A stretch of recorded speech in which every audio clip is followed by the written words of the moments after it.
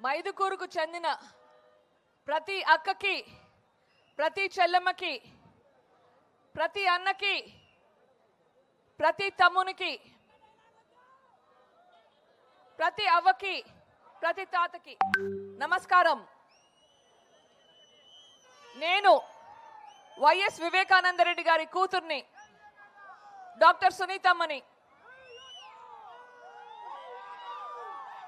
YS Rajasekhara Reddy గారు, YS Vivekananda Reddy గారు మీకందరికీ ఆత్మీయులుగా బాగా పరిచయం. ఎందుకు మీకందరికీ వీళ్ళిద్దరూ అంటే అంత అభిమానం? ఆలోచించండి. వాళ్ళ జీవితాంతం చనిపోయిన రోజు వరకు మన కోసం కష్టపడ్డారు. వాళ్ళ జీవితం మన కోసం త్యాగం చేశారు. రాజశేఖర రెడ్డి గారు రాష్ట్రమంతా చూసుకుంటుండగా వివేకానంద రెడ్డి గారు మన జిల్లానంతా చూసుకుంటున్నారు. వీళ్ళిద్దరూ రామ లక్ష్మణులుగా ఒక జోడి అయి మనకు ఏమి అవసరమైనా చూసుకుంటున్నారు. రాష్ట్రంలో రాజశేఖర రెడ్డి గారు ఆరోగ్యశ్రీ కానీ, 108 కానీ, ఫీజు రీయింబర్స్మెంట్ కానీ, ఉచిత కరెంట్ కానీ ఇటువంటివి చేస్తుండగా వివేకానంద రెడ్డి గారు మన ఊర్లో మనకు అందుబాటులో ఉండి, మన ఊర్లో ఏమేం కావాలి, ఎక్కడ నీళ్లు కావాలి, లింగాల కెనాలు నీళ్లు కావాలన్నా, లేకపోతే ఎక్కడ రోడ్లు కావాలా, ఎక్కడ చెరువులు కావాలా, పోరుమామలలో చెరువు కావాలన్నా, ఇట్లాంటివన్నీ చూసుకుంటూ ఉన్నారు. ఎప్పుడు ఎవరు వచ్చినా కానీ వివేకానంద రెడ్డి గారు అందుబాటులో ఉన్నారు.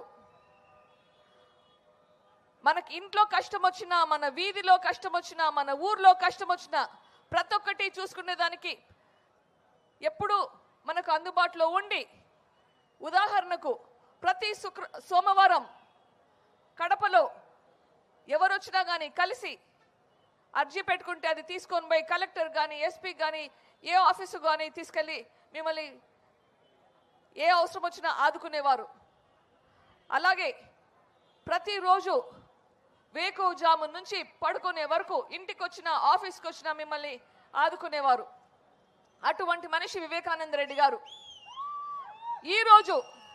ఈరోజు మీకున్న ఎంపీ గారు కలవాలంటే ప్రొద్దున 5-5:30కంతా క్యూ కట్టాలి. ఆ క్యూలో నిల్చుంటే మరి ఆ రోజు దర్శనం జరుగుతుందో లేదో తెలియదు. ఆయనకు 3 ఉంటే దర్శనం ఇస్తాడు, లేకపోతే అయిపోయి మళ్ళీ ఎప్పుడు దర్శనం అవుతుందో తెలియదు. అటువంటి పరిస్థితి. మొన్న ఎవరో అన్నారు, మన ఊర్లో నాయకులు ఎవరో అన్నారు, తిరుమల దర్శనం అయినా జరుగుతుందేమో కానీ మన ఎంపీ గారి దర్శనం దొరుకుతుందో లేదో తెలియదు. అటువంటి పరిస్థితి మనకు.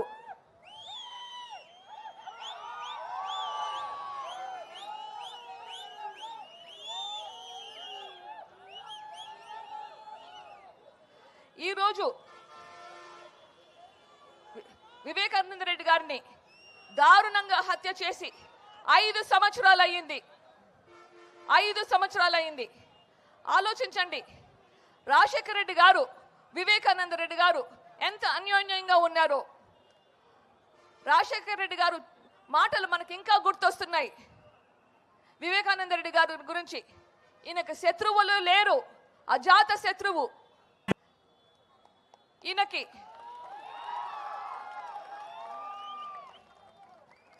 పులివెందుల్లో కానీ, కడపలో కానీ రాజశేఖర రెడ్డి గారి కంటే వివేకానంద రెడ్డి గారికి కాస్త కూస్త ఓట్లు కూడా ఎక్కువ వచ్చాయి. అది రాజశేఖర రెడ్డి గారు చెప్పారు. అంత ప్రజలలో మమేకమై ఉన్న మనిషి అంత దారుణంగా హత్య చేయబడితే రాజశేఖర రెడ్డి గారు ఉంటే ఏమై ఉండదో ఒక్కసారి ఆలోచించండి.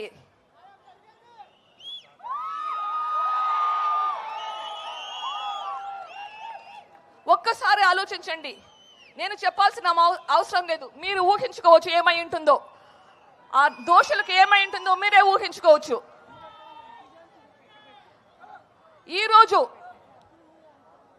ఈరోజు మన ముందర ఒక పక్కన వైఎస్ఆర్ ఫోటో పెట్టుకొని వైఎస్ఆర్ తమ్ముణ్ణి హత్య చేసిన నిందితుడు ఒక పక్కన ఉన్నాడు. ఇటు పక్కన రాజశేఖర రెడ్డి గారి కూతురు వైఎస్ షర్మిల గారు న్యాయం కోసము, హక్కు కోసం పోరాడే ఉంది.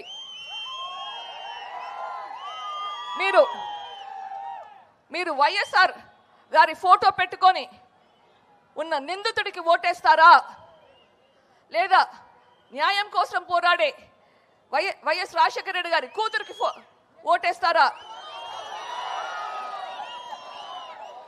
ఆలోచించండి. హస్తం గుర్తుకు షర్మిలమ్మ గారికి ఓటేస్తే 2 జరుగుతాయి, కనీసం 2, ఇంకా ఎక్కువ జరుగుతాయి. ఒకటి, వైఎస్ రాజశేఖర రెడ్డి గారికి, వైఎస్ వివేకానంద రెడ్డికి న్యాయం జరుగుతుంది. ఎందుకంటున్నాను ఈ మాట? వైఎస్ రాజశేఖర రెడ్డి గారు, వైఎస్ వివేకానంద రెడ్డి గారు ఇద్దరు మనకు ఏదైనా అన్యాయం జరిగినా, కష్టం వచ్చినా మన కోసం ఉండేవాళ్ళు. ఈరోజు వాళ్ళిద్దరూ లేరు ఇక్కడ. వాళ్ళకి న్యాయం జరిపించే బాధ్యత మనకుంది. బాధ్యత మనకెందుకుంది? ఎందుకంటే వాళ్ళు మన కోసం కష్టపడ్డారు కాబట్టి మనకు ఒక బాధ్యత ఉంది. ఆ బాధ్యత నెరవేర్చే అవకాశం కూడా మనకుంది. ఆ అవకాశం మన ఓటు ద్వారా మనము వాళ్లకు న్యాయం జరిపించవచ్చు. రాజశేఖర రెడ్డి గారికి, వివేకానంద రెడ్డి గారికి న్యాయం జరిపించే అవకాశం మనకు వచ్చింది. ఈ అవకాశం మనం సద్వినియోగం చేసుకుంటామా లేదా? ఈ అవకాశాన్ని వదులుకోకండి.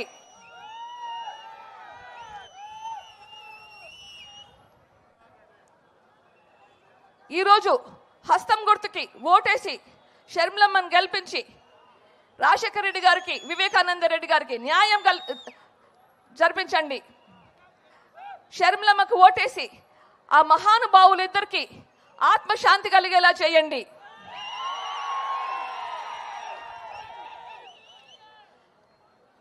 హస్తం గుర్తుకు ఓటేసి వైఎస్ రాజశేఖర రెడ్డి గారికి, వైఎస్ వివేకానంద రెడ్డి గారికి న్యాయం చేయండి. షర్మిలమ్మకు ఓటేసి ఆ మహానుభావులు రాజశేఖర రెడ్డి గారికి, వివేకానంద రెడ్డి గారికి ఆత్మశాంతి కలిగించేలా చేయండి. జై హింద్.